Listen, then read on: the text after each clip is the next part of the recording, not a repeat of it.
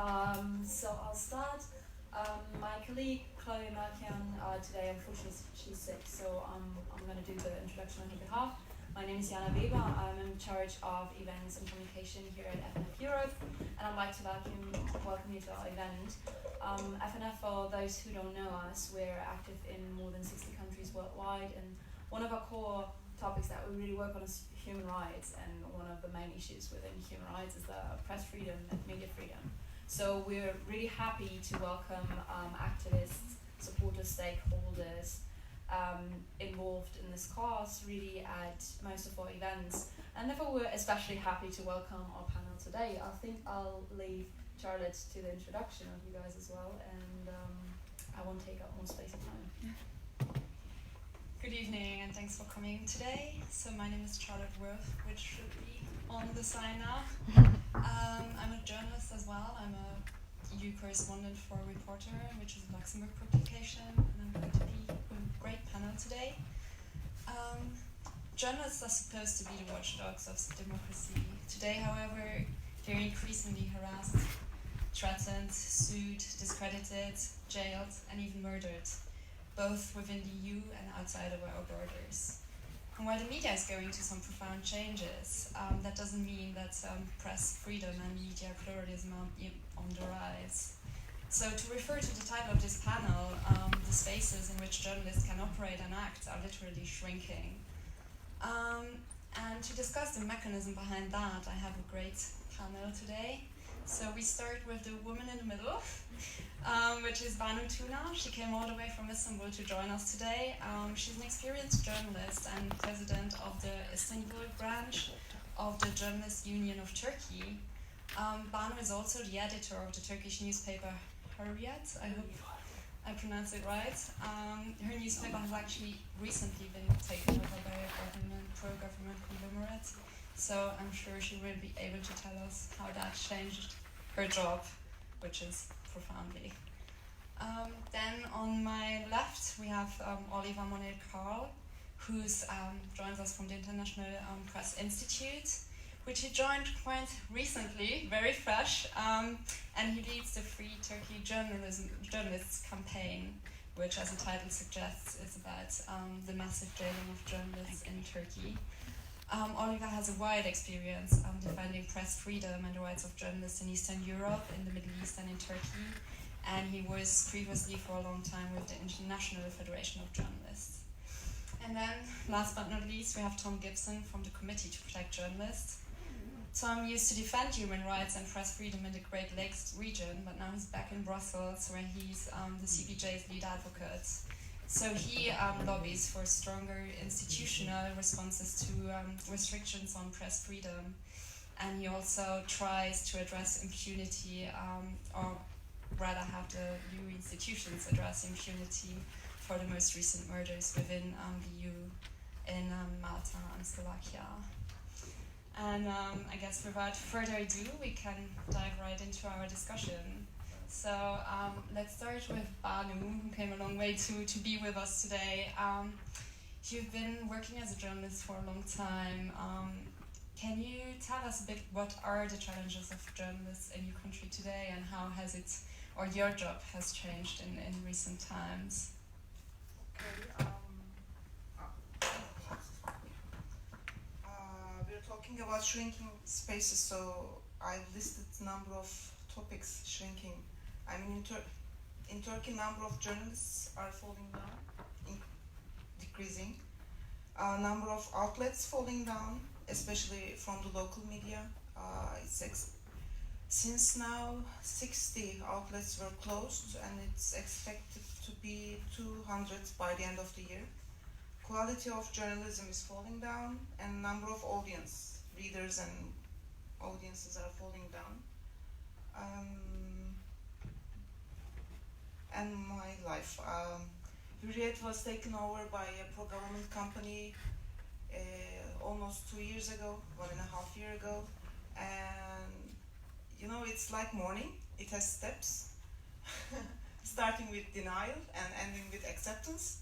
At the very first stage, we all, you know, Hürriyet is a very strong and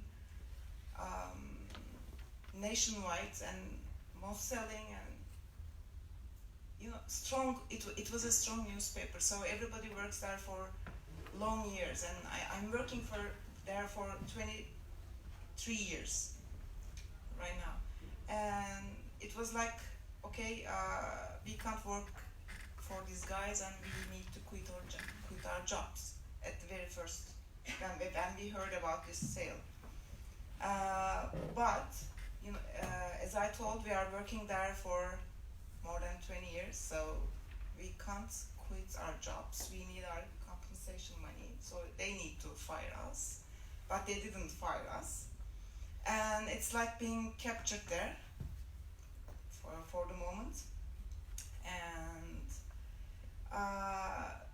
a year ago, I was in London in Guardian, and people were asking me the very same question: how is it like working for Wirth, a pro-government paper?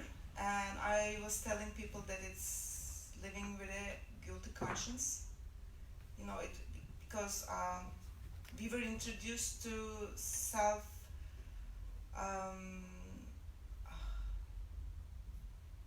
censorship long ago. I mean, like 5 years ago. But we were telling ourselves that, okay, we need to do this. We need to lighten our language because we are trying to survive. Our paper is trying to survive, and the government is coming on us, and we have to keep going. And then the paper was taken over by this company, and lots of people told us, okay, we need to stay here, we need to keep our positions. As long as we are here, nothing will change, and we can manage to work this out. And yeah, then it was very obvious that we became two instruments for this new company, helping them sell their point of view, because we know how to do the job and they have their opinions, and we help them to sell them with our experiences, years of experiences. Personally, I couldn't bear it, and I started to work for travel section, which became a refuge for me, and I started to work with the union, and we are trying to organize people to join to union. For most of them, I'm going to people and talking them to join to the union, but for most of them, it sounds like I'm asking them to join to an illegal organization or asking them to use drugs together. It's hard, but we are getting close for having the union in. And yeah, this is my remedy. I'm still in Hürriyet. I'm still feeling guilty conscience, but I'm doing my best. At least I'm working for the union, and yeah, it's like this working in Hürriyet. A tough introduction. Tom and Oliver, you have also recently been to Turkey, I think in September, right? Oliver, can you tell us a bit how that went and what you saw, or also what your conclusions are from that trip? Yeah, and thanks for that, Charlotte, and thanks, Banu, for the introduction, giving us an insight into what life is like, inside the newsroom and how that's changed. And we always, as sort of members of the sort of international sort of press reading community or activist community from outside, we always talk about the headlines. And if you look at our figures, we talk about 130 journalists in jail, we talk about 3,000 journalists having lost their jobs immediately after the coup, 170 media that were closed down. We talk about the literally thousands of journalists who have been prosecuted on, there's an extraordinary figure, 12,000 cases of defamation cases taken out since Erdogan became president in 2014. I assume most of them against journalists, but 12,000 cases. This is nothing to do with terrorism. This is just defamation cases against journalists between 2014 and 2017. Absolutely extraordinary figures. So we talk a lot about what's happened since July 2016. But I think the roots of the problem are potentially more interesting for this debate, because it's about how the AKP or the government gradually captured sort of media space. If we're talking about the shrinking space, I think that's also interesting. There's an awful lot that I think that we can learn from Turkey about that process, and it's not it's an increasingly, this sort of populist handbook is an increasingly sort of well-worn and increasingly trodden path. Erdogan didn't invent it, and Putin didn't invent it either, but there are some fairly common features, and I think in looking at Turkey, you have to go back to sort of 2008, 2009 when the AKP started doing what they did to Hurriyet, which is gradually bringing the mainstream media under the umbrella of the political influence, either direct control or indirect control through friends of the family, friends of the sort of oligarch, and this was done through different forms of media takeovers, through the abuse of the sort of government advertising revenue, where they sort of reward media that give positive spin on government, and they stop advertising in critical media, where they reward businesses that own media with sort of other types of government contracts in the construction industry. It's all about sort of using the finances of the media to gradually gain control. And this sort of gradual muzzling of the media only became apparent after several years, and it was really around the Gezi Park demonstration in 2013, where the total abject failure of the large part of the Turkish media to broadcast or to report properly, independently, and fairly from this extraordinary sort of set of events and demonstrations and violence that was against that. And it was really then that I think the amount to which the journalist community had been muzzled directly and indirectly by the AKP and by the government, became very clear. Turkey's gone through all sorts of different phases since then. There have been, journalists have been in and out of jail in different phases. First of all, through the sort of Ergenekon case, sort of 50 or 60 journalists were in jail at some time, and then there was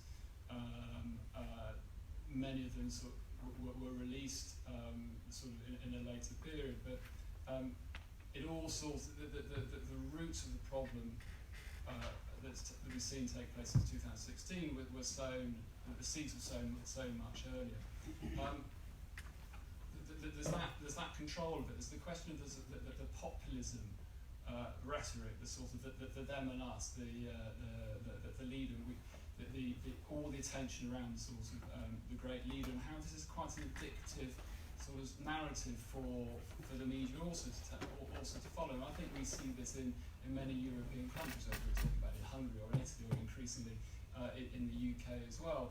And there is a problem, I think, in media about how they deal with extreme populist views, and this sort of way that they're drawn into trying to, this sort of fake notion of balance, whereby opposing, what were extreme views become mainstreamed by media, allowing these voices to be taken seriously when actually they shouldn't be taken seriously whatsoever. There's an addictive element to this process. There's the financial element of media that is under extreme pressure, and has been under extreme pressure for a decade or so, because of the change in technologies and the change in places in the newsrooms.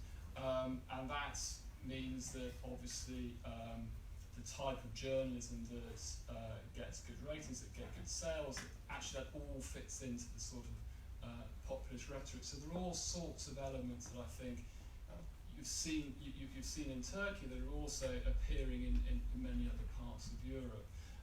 There's the online trolling. This is something that was perhaps developed and perfected in Russia. It's a very strong feature of the situation in Turkey, where, and has been for several years, where outspoken journalists, activists as well, primarily women, that's been very clear, are subject. It's the most grotesque forms of abuse online.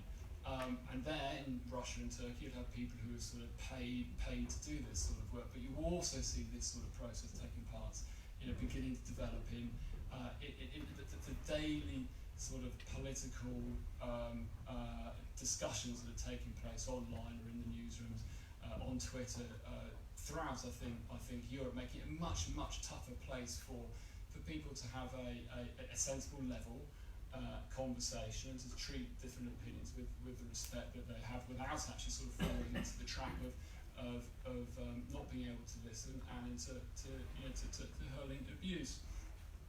So we see we see a lot of similar parallels beginning to grow in the EU, and a lot of this I think you could have seen or have been experienced in Turkey. I think on the other side of it, you could say that while 90% of the mainstream media are directly or indirectly controlled by the government, and there is a lot of self-censorship, clearly there is an ability underground for information to get out. There are platforms out there where the opposition or other ideas are able to circulate and to get a voice, because the political situation is not controlled by the AKP by any means. Now, whether this is a good thing for journalism, or whether it's a sign that the mainstream journalism no longer has the power and authority that it had, it is up for debate. We had a really interesting session, and I'll keep it fairly brief. I'll finish on this point. We had a really interesting session in the US Embassy, where we were talking about the problems facing Turkish journalists and about the sorts of the broader challenges that they face. And very quickly we realised that the issues that were facing journalists in Turkey were actually common issues that are being faced by journalists across the world. And the things that you have touched upon, I think, will probably be felt by the journalists here as well. I'll throw out some ideas there, but I'll stop there. You've already mentioned some of the parallels with EU countries. Tom, who's actually working on this subject here in Brussels and advocating to strengthen the institution's response to the repression of press freedom. Can you maybe dive into what's actually happening just around us, just in the EU, and what can be done about that? Thank you very much. Well, firstly, perhaps just to take a mini step back, because I think it's just important when we're looking at the EU response to also have a look at the overall situation for journalism around the world. I think it's very important to make this distinction between EU accountability within the bloc, so within member states, but then also exactly what the EU's foreign policy is in terms of protecting journalism and free speech on the ground, especially in repressive countries. And we talk about shrinking space. I think, as we know, but I think it's worth spelling out, the impact of shrinking space is that citizens themselves aren't getting the access to high quality information that they need, and that political debate may be stifled, and that around the world what we're seeing is a range of different tactics to silence journalists. The big question that we need to ask ourselves is, what can we do? What can the EU do? And I think just it's important to spell out that, firstly, the Committee to Protect Journalists, our bread and butter work, is looking at journalist killings, journalists who've been imprisoned, but we also look at the, legal or structural restrictions on journalists to allow them to do their work. But contextually, because of the ever-changing media landscape, media capture, the dominance of the social media platforms, how independent journalism is no longer economically viable, we also have all these sorts of economic pressures that journalists themselves are under. And so, in a way, it's sort of doubly hard to be a journalist, and not just in the EU. This is around the world. And the figures, again, they really speak for themselves. That CPJ research shows that over 250 journalists were in prison at the end of last year. We're dealing with a number of different clampdowns around the world, including in Turkey, but also China, Saudi Arabia, Egypt. And we're dealing with entrenched impunity. So 9 out of 10 murders are unsolved, the perpetrators are not brought to justice in countries such as Mexico and India. And again, I think it's very difficult to be a journalist here, and I think a question that I think is very important for us to raise today and discuss is that of, well, what is the EU's role? We are now living in a world which seems to have turned on its head in lots of different ways. And it seems, and I make this argument all the time, it seems as if the EU is one of the few voices that can actually stand up for press freedom and journalists. And so it's ever more important to be doing so. And again, we're dealing with a range of threats. Physical threats. We had the 2 journalist killings in Malta and Slovakia. But again, something that I do like to flag is actually these Daphne Caruana's killing. This was it was building up for years. She had been demonised because of her work. She had faced legal suits. She'd been vilified. There had been billboards, a campaign of government harassment. There had been arson attacks on her home. And she had reported it. Nothing was done. And she was just tough. And she carried on working. Now, many journalists, under those conditions, would be forced into self-censorship, but she wasn't. And ultimately, she was killed because of her work. And essentially, within the EU, her murder then raised lots of very important questions, which I'm quite glad to say are now being looked at properly, and I feel that there is much more of a prioritisation, if you like, of journalist safety and protection. But essentially, there are a number of different aspects that need to be looked at. How do you actually make journalists safe? A key aspect of, I think, addressing impunity is also looking at preventative protection.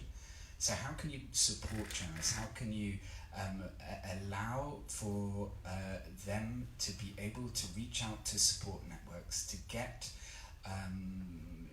the help that they need, to be able to address the challenges that they face in their work? And how can the EU do that effectively?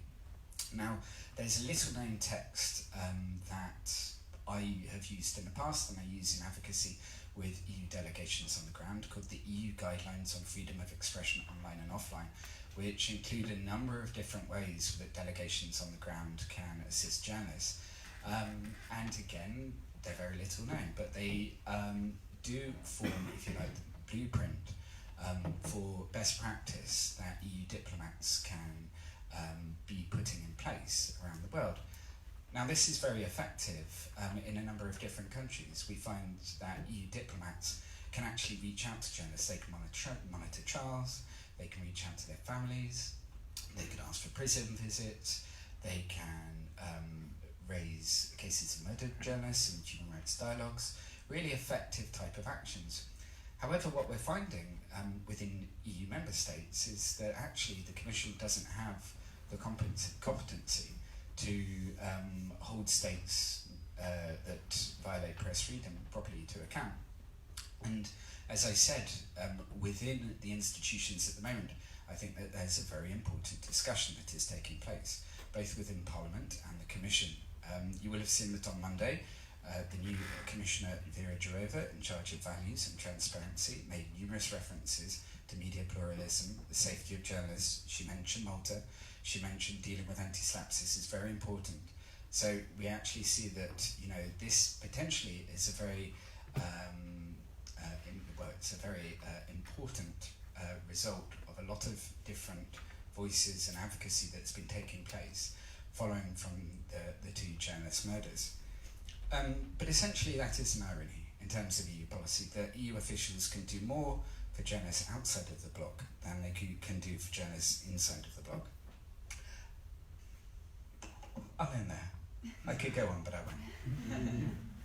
Okay, we've made it quite a far way without a mention of the term fake news, which is kind of a positive thing, I think, because it's used a bit inflationary, but still I want to talk about the perception of journalists and how that has changed due to, I mean, the most prominent example, of course, is Donald Trump, who kind of makes the press the enemy of the people, but it's by far the only one. So, maybe let's start with Banu again, who has some direct experience with this. But how is the press perceived in your country these days, and how maybe does also Erdogan's rhetoric kind of helps to maybe change the image of you journalists? Before I came here, I checked the numbers, and according to a recent research made by Oxford University, its trust to media, it's fallen down to 38%. It's only 38. So people don't trust what they hear or what they read, and his rhetoric divides the country into two, at least into two, I would say three, and everybody has their own media, and they're having information from their own media, and these groups don't talk to each other, and there's this gap between the divided groups, and their medias are not talking to each other, so the groups are not talking to each other, and this feeds this division in the society as well. What was the main question again? How journalists are perceived, and maybe also how Erdogan's rhetoric, the way he talks about the press, maybe is something that it's like he is the main press. I mean, I was watching BBC World before coming here in my room, and then the reporter were, there's this operation going on in Syria, and the reporter was at the border, and he was talking to Turkish people, local Turkish people, and asking them if they see any difference between ISIS fighters and Kurdish fighters, and the guys said, of course the guys, there were no female personnel, they told that no, there's no difference between them, they're all terrorists, which is Erdogan's narrative, I mean. And today it's quite difficult to tell the opposite to the people or to publish the opposite opinion. It's quite difficult. I mean, I wouldn't dare to tweet anything against this operation, for example. Trolls might lynch me in 10 seconds. I wouldn't dare. Maybe to make a brief parenthesis, how is the operation represented in Turkey? What is the narrative that you have, also compared to ours? In the so-called mainstream media, I mean the old mainstream media, it's needed. It has to be done. We are protecting our borders. God help our soldiers. That's the narrative, and then there's a very small and weak voice against this operation. And I think you can't get any really trustworthy information from the media right now in Turkey about the loss of civilians, about the details of the operation.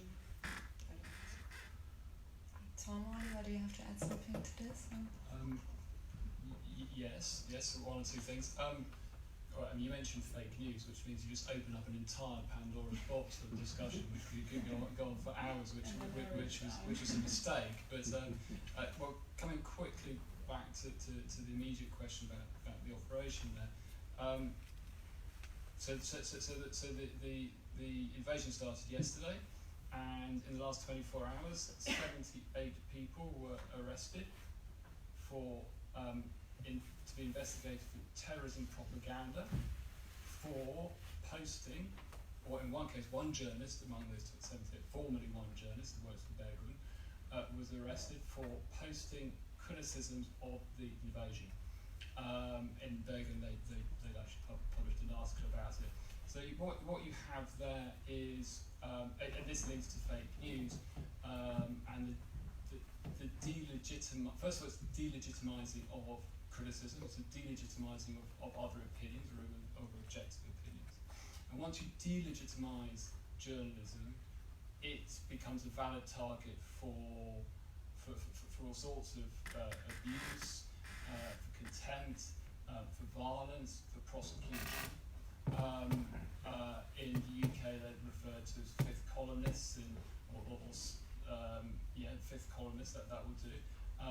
Enemies of the people, certainly, and in Turkey they are effectively referred to as terrorists. So you make a criticism of a military operation, and you're immediately faced with prosecution of conducting terrorist propaganda. So that's as far as they've got in Turkey, with the gradual delegitimising of journalism through the process of fake news.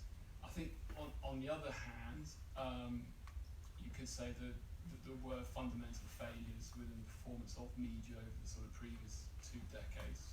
So there was fertile ground for public lack of confidence in the media, and I think that's, these are well-worn issues about financial problems within the media, and the failure to really sort of to conduct proper journalism. So I think there was that. I would just come back to one lastly, the point you made at the beginning about the confidence people have in media being at an all-time low. I think that's probably true, but I think at the same time, while the public have great contempt for the most part of the media, they have enormous confidence in the ones they choose. And so if you sign up to the Guardian or New York Times view of the world, you have enormous faith in that in that media and contempt for the rest. If you sign up for Fox News or the Daily Telegraph, imagine linking the Fox News to the Daily Telegraph. I wouldn't have done that a couple of years ago, but there you are. Then you have immense confidence in the news that you have selected and contempt for the rest. So I think it's not as simple as a general disenchantment. My number was for Turkey. Yeah, It was not below. But I think, even in Turkey, you will have people will be loyally behind their particular brand, and that's part of the sort of the politicisation of the media, the division into the them and us and the different parties. But go on. I couldn't agree more with what Oliver said, but I would like to follow up on a couple of points. The fake news thing. I mean, firstly, let's frame it in terms of leadership and the spoken words that our leaders utter and its implications both on journalists and then on citizens. The Committee to Protect Journalists, and you can go to our website, has documented all the different attacks on journalists in the US. And again, firstly, we feel that the open attacks by Trump on the press have created a climate of where violent acts can be committed, and it's a deliberate, if you like, fueling of a lack of, fueling the lack of trust in the media and playing on that. But also internationally, I mean, what we can see is that if you go to our statistics last year, you can see that there's a significant spike in fake news charges around the world, both in Turkey, but Venezuela, accusations of fake news in Russia. This is, if you like, a copycat thing which is going on, the Trump effect. And so that's deeply concerning. And I would like to go back to this question of leadership. And again, let's bring it back to Europe a little bit. I mean, it's the sort of words that our leaders utter that really do that set the climate, if you like, that journalists are working in. And if you were to take Slovakia, and again, we have had a journalist who was murdered in Slovakia in the past 2 years. Former Prime Minister Robert Fico calling journalists anti-Slovak prostitutes, saying that journalists are comedians who should be knocked out. If you go to Czech Republic, President Zeman with his replica gun with 4 journalists written on the side. I mean, these are very dangerous acts from political leaders. And again, the question, if we're bringing it back to the EU, is, well, what can the EU do here to challenge such attacks? Because they are creating a climate which is then allowing for, again, it's fueling a lack of trust in the media, and it is creating conditions whereby journalists can be easily attacked, harassed, etc. Do you think that, given that, certainly EU member states at least are acting like you, the way you describe, do you think that the EU as a bloc has the leverage to actually put their hands on other countries, for example on Turkey, or that they lose some of their credibility because the problem can't be, or is at the moment not being handled properly within its own walls, so to say? Well, as I said, I mean, the question comes down to competency. There are some very interesting debates at the moment, and there is a push for a strengthened rule of law mechanism which would provide for an annual report which would monitor, if you like, EU member states' compliance. I think they're looking at the Justice Scoreboard, compliance with the rule of law, Justice Scoreboard, bringing in the media pluralism monitor in Florence, etc. But again, these are very sort of long-term solutions to an issue which is happening right now. And again, I think an important part of the advocacy that I do is saying, well, you know, how do we actually reach out to those people that are in need? Yeah, I mean, the question around EU accountability internationally is very complicated. Again, I think the key word is consistency in terms of criticism. Again, what we're looking at is we're looking at complex bilateral relations where human rights is just one of many talking points during bilateral meetings. And then press freedom is one of those smaller talking points underneath the human rights talking point, is sort of section, if you like. So again, I think the key is consistency and being critical, supporting journalists. Does the EU go slightly lighter on other countries than it does others? Yes, I think like we can see that it's easier for the EU to be openly critical. There are lots of powerful pressures on the EU institutions to maintain bilateral relations, both because of trade but also numerous other security, political concerns. But again, you know,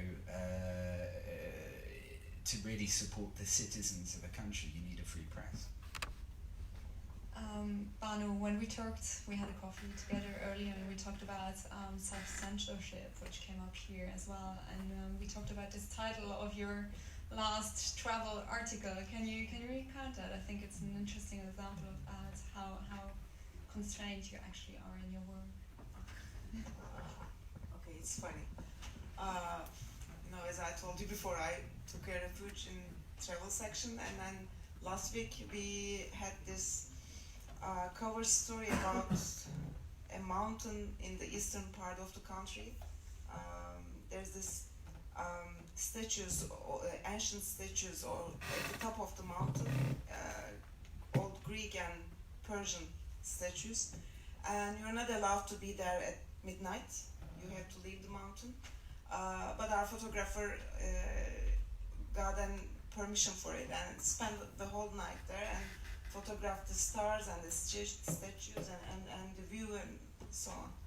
And I was planning to put a title on it like A Night with the Gods.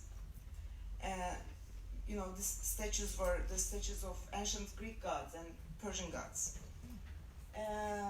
Then I went to my editor-in-chief and he said, I don't know, it's a bit tricky, it sounds like an orgy with the gods. Normally it's not a problem. I mean, 2 or 3 years ago it was a problem. It was always a problem in Turkey, you know, it's the religion. But not this much. Then we changed the title to A Night at the Mountain of the Gods. So it's okay, we had no pushback or any problem.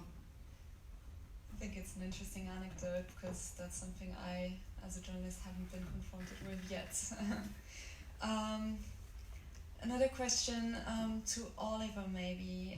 We talked a bit already about the media landscapes that are changing, and we talked about how also the journalists themselves are kind of with the financial constraints and with the past that failed at maybe addressing their readership and failed at doing their job properly, but at bringing the news to the people so that they don't lose their trust in the press. Can you just elaborate a bit on that, and also on how did journalists fail in doing this, and what are counter models maybe that we see today?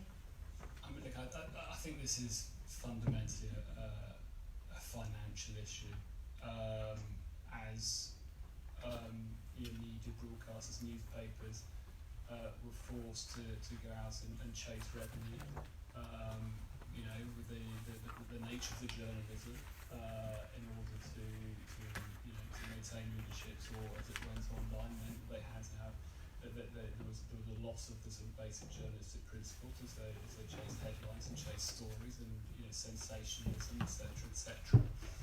lots of superficial types of journalism, and the money invested into sort of long-term, serious, hard, investigative journalism. A lot of those sort of budgets were cut, and so if you're looking for serious news stories, you had to sort of look quite hard. And I think fundamentally the root of much of these problems is an economic one. You talk about fake news and propaganda. The reality is there's always been fake news, there's always been propaganda, but it was confined to the edges largely. But because of the financial sort of crash, if you like, of the media system, it created a huge vacuum in which propagandists or whatever were able to fill, and that's an economic one. And I think, and perhaps an interesting sort of topic to Thomas, bring these things back to the EU correctly, and I think is, well, ask the question, what is the EU trying to do to address this? And part of their efforts were through this the Copyright Directive, which went through last year in order to try to readdress the balance between 95% of advertising revenue is taken up by Google and Facebook, etc. And all of that money has come out of what would have been standard revenue for the mainstream media. If the money disappears, you've got to find other sources of funding. It's no surprise the quality of journalism has deteriorated. So there is an admirable effort by the EU to try to address this imbalance.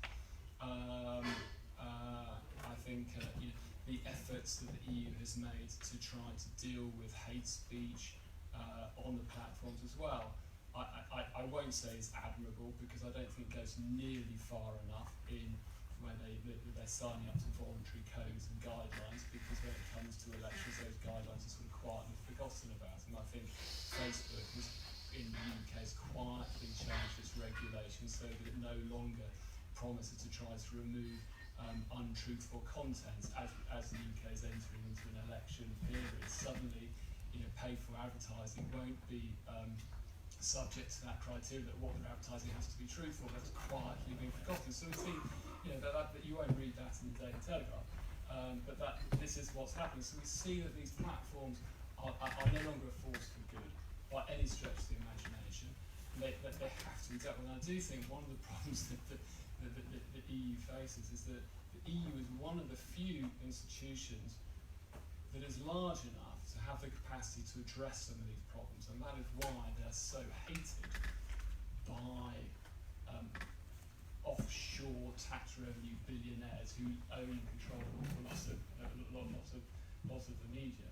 I mean, I love the quote from, I forget his name, but that Dutch economist who went to Davos last year, and then he was interviewed by Fox News afterwards, and he described the Fox News anchor as saying, well, frankly, you are millionaires employed by billionaires to talk about how about all the world's problems being blamed on refugees and foreigners, but actually almost anything except to talk about tax. And that's really, and that is an element of the media problem. But the other side of it is that since 2016 there has been an absolute, and we have to be positive about these things because we're coming towards the end of the talk, there's been an absolute resurgence in public's understanding about the importance of journalism. And if you see the sort of money that's now being made by the New York Times, and the Guardian has finally sort of started to make a profit again, and all sorts of other types of models are going where the public realise they spent the last 2 decades not paying for journalism, not paying for their news. We've all just sort of fallen into that. And now we all, increasingly we've become, actually, you have to pay for it. If you pay for it, you might get a quality, you get something quality in return. I do think that the other side of it is there's some really, really exciting times for journalism, because there's a much growing public awareness about the importance of it. And I think we have to sort of also look at that. I think Oliver's point of view is like the positive way of saying it. I think potentially it could lead to a resurgence of good quality journalism.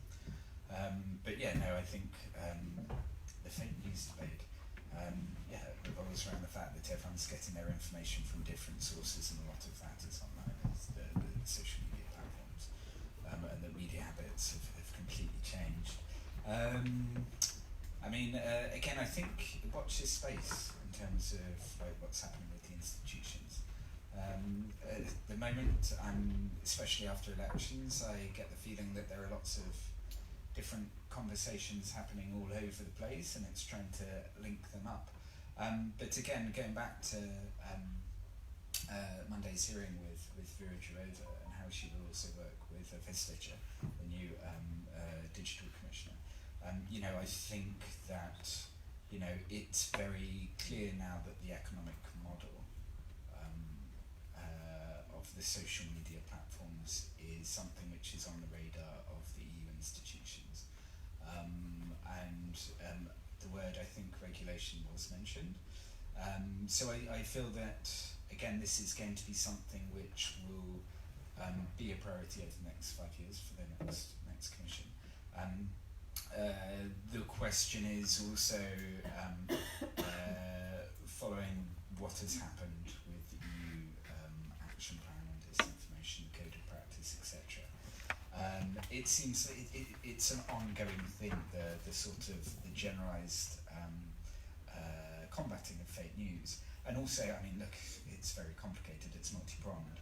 As Oliver said, I think, Oliver's argument, which he has told me before, is I think, linked to media literacy. Of course, this is slightly outside of the mandate of the Committee to Protect Journalists. But again, I think within civil society at the moment there is increasingly a real push to start to work out how we can address media literacy and how we can give media consumers, if you like, a critical eye when it comes to their consumption. Before I open the floor to questions, I have a last question to Banu as well, because we talked about some possible solutions or regulatory solutions, but what about Turkey? What can you do, or what can you do working for or presiding the union, the journalists' union? Do you have any hope? Let's frame it like that.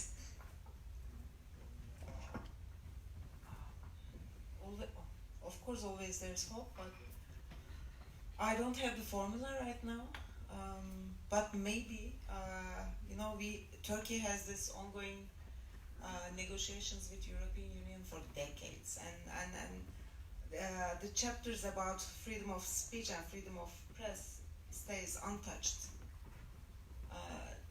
They were never open to discussion, and maybe those chapters might be used as leverage against government. I don't know. That's the first thing comes to my mind.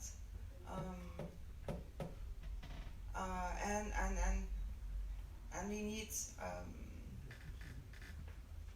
and we need audiences and readers who are willing to take objective news, real news, receive objective news. Today it's like having supporters. It's like football teams, media and readers. It's that kind of relationship.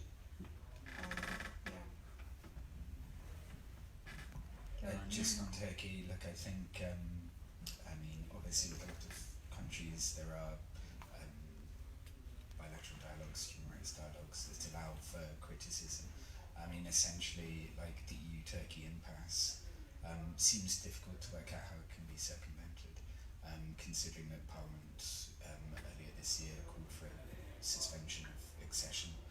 That won't go through Council, but again, it's sort of difficult to know where it is going to go without sort of meaningful human rights change on the ground. A customs union, again, I think frozen. Visa liberalisation, perhaps that offers some sort of leverage, but again, it seems very much, in terms of looking at the official dialogue, that Erdogan's hand still has the migration card and the counter-terrorism card and the geopolitical card, he can play them with the EU. But essentially, just going back to what can be done, when we were in Turkey, myself and Oliver, we met with, as Oliver said, with journalists, civil society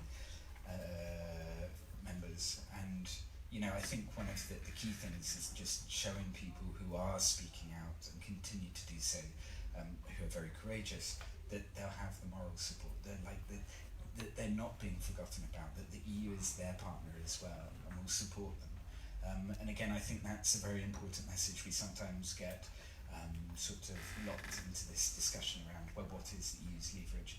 But again, it's sort of like continue to speak out about human rights, continue to do it, just don't give up on it, just carry on doing it. I have loads of questions that I would like to ask, but I'm going to open the floor to you. Is there any questions that you have? Yes.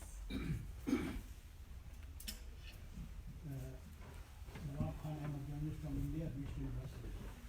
Tom, you raised the point of restructurings, verification, and insults, attacks on daily basis on the journalists. Now, has there been any reaction from the EU leadership in Europe about this as any condemnation? And what would have been the reaction if another leader from Asia, Arab world had done such attacks? I'm sure it would have been very different. So here you have a double standard in Europe itself about this issue. I need to check.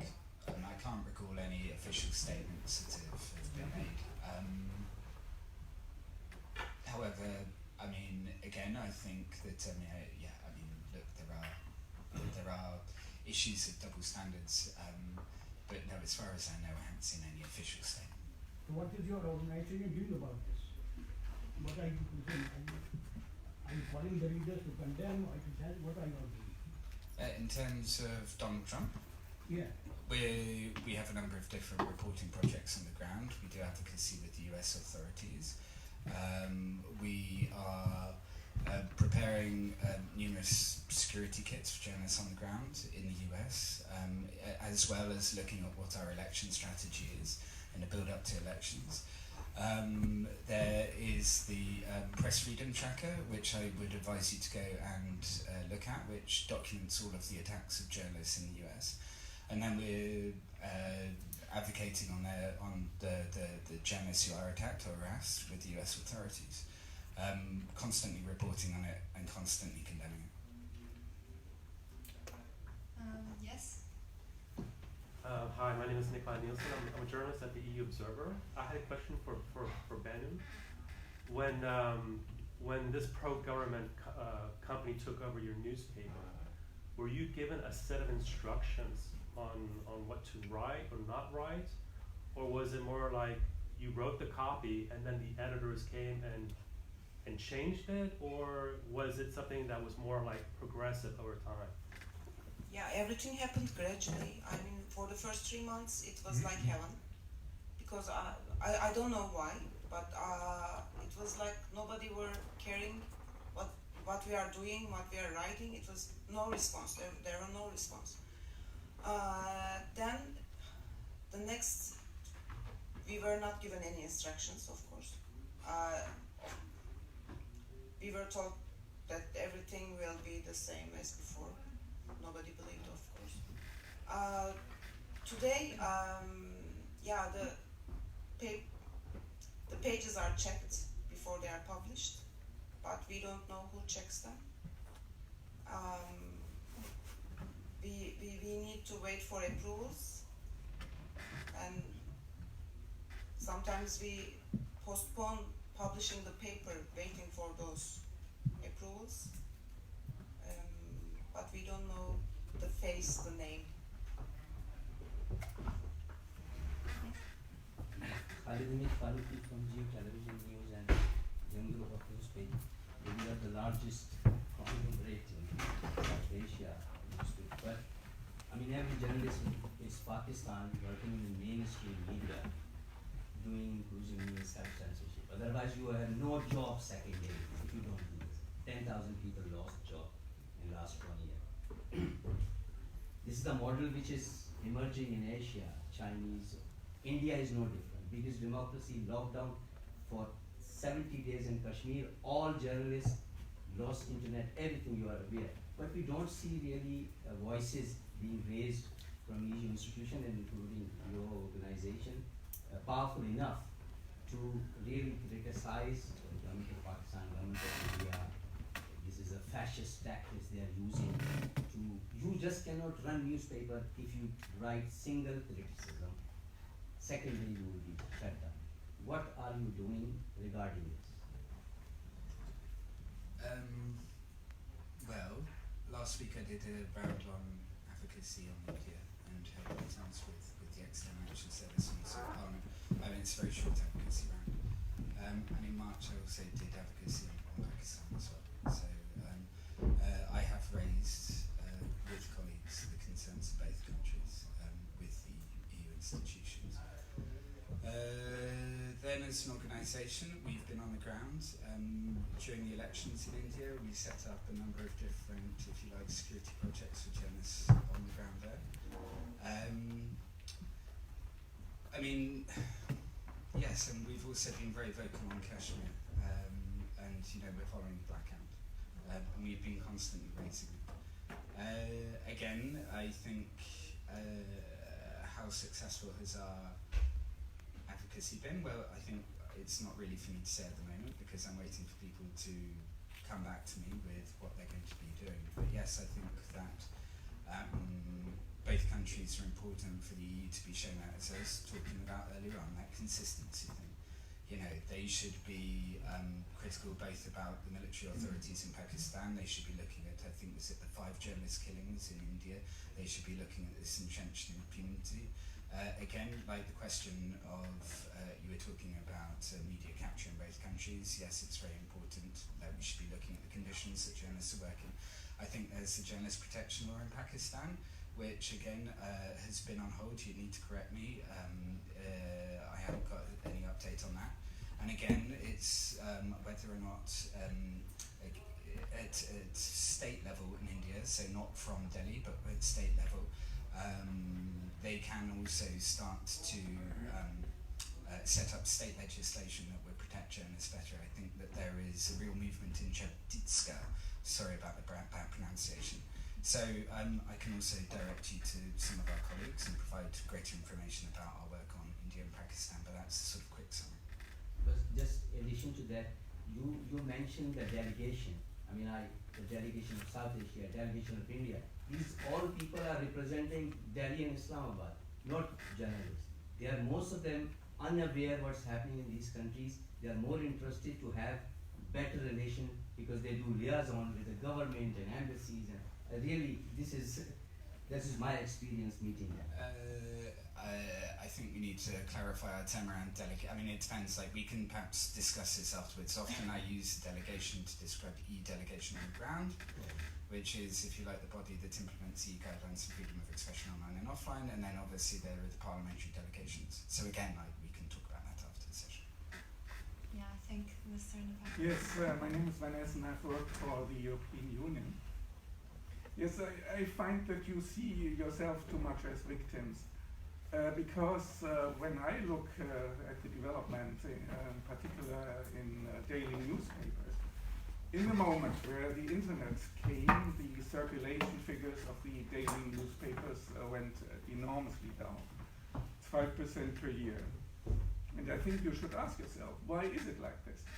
And you said, yes, those who have subscribed a newspaper believe in this, but one day they die, and I think the younger ones are not subscribing it. And here in this room you have many people under 30 or around 30, and I think none of them is still reading a daily newspaper. And it's not only fake news, it's also biased news or simply not published news. And I think you should also think about the profession of journalists. Because I think everybody can call himself a journalist. And here, this is my experience in Brussels, people who are unemployed since a long time are calling themselves freelance journalists. And so I think, should you think about when you would, everybody could call himself a lawyer, this would also undermine the position of lawyers or medical doctor or something like this, or people who have an education as a political scientist, they say, yes, I'm almost a journalist. So somebody who has studied biology could say, I'm also a doctor. So I think you should think about your basis and improve this, and I think if the term journalist would also be a brand. And perhaps last thing, as the financial situation of all newspapers is going down, they are open also to be sold to somebody. So the question would be, why has Wirth been sold? Why was the old owner not finding it important anymore? I think if Wirth would have so many people who buy it, why would then the old owner sell it? Or was it forced? Yes, I see the situation in Turkey is different, but I think in the European Union, in principle, nobody is forced to sell a newspaper. And I propose to look at Wikipedia at Edward Rothschild, who is from this family. I think they are considered as capitalists. He has made his money in 200 years of banking. And he has a luxury vineyard. He is interested in horses. And he has, you can read it in Wikipedia, for $20 million, then bought a controlling stake in the leftist French newspaper Libération. It's owned by Edouard de Rothschild. Think you want to jump in here, right? Unless you want to. Yeah, I'd like to add something about Wirth's case.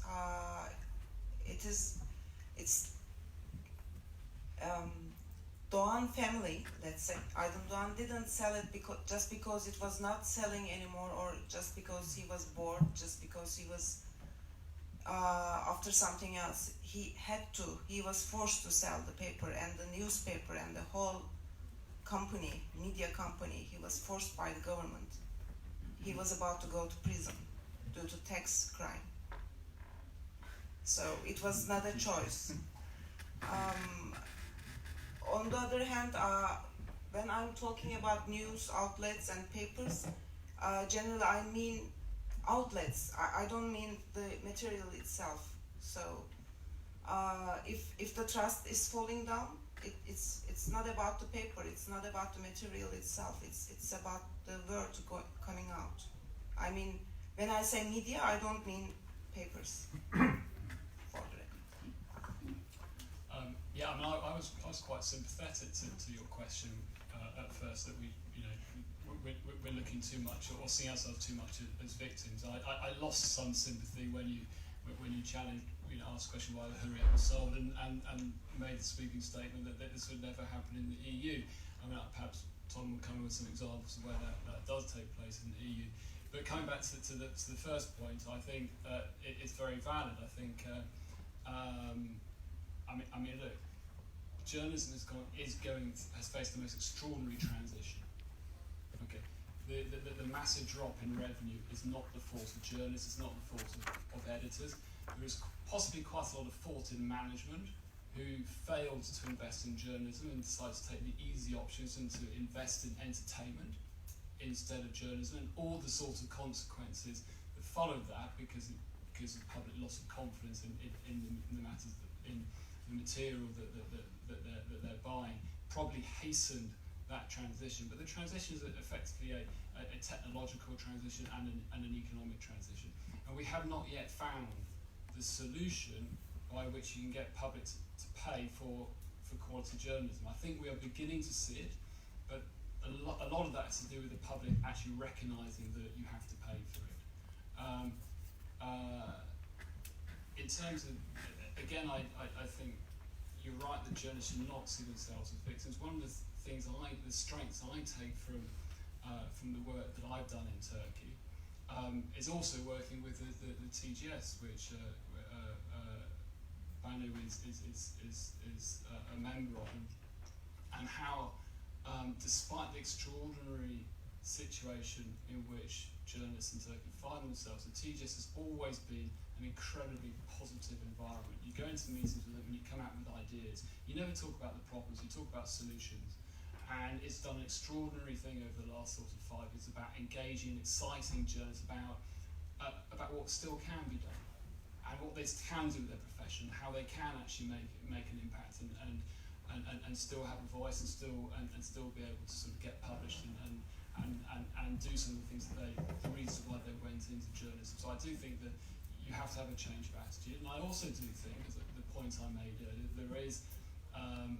there's been a big shakedown of the media, and perhaps that was inevitable. But out of that shakedown, we're seeing sort of the green roots or shoots of some extraordinary journalism that is taking place. And some people argue that, I wasn't going to say it, but some people say that we could be facing a golden age of journalism, where journalism was never actually, in an age of populism and extreme politics, journalism has never been more valuable for society than today. If you can solve that problem, that financial mechanism, then I think it could have a good future. I'd like to add a few words. Today I was talking about my company, but I was talking always about the company, but not the union. In the union, we have two dimensions. We are trying to gain more members. We are trying to grow. This is one aspect. And we have this education center, this kind of school for journalists, because we believe that this era one day will go away.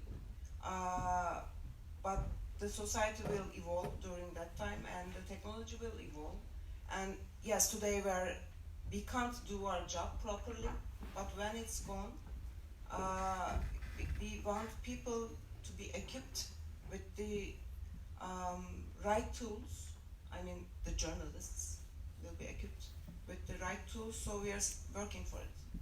We are trying to teach young journalists online journalism or tools or data journalism. We just want to assure that they are going to be ready once this era is away. You wanted to jump in, or? I wouldn't use the term victim.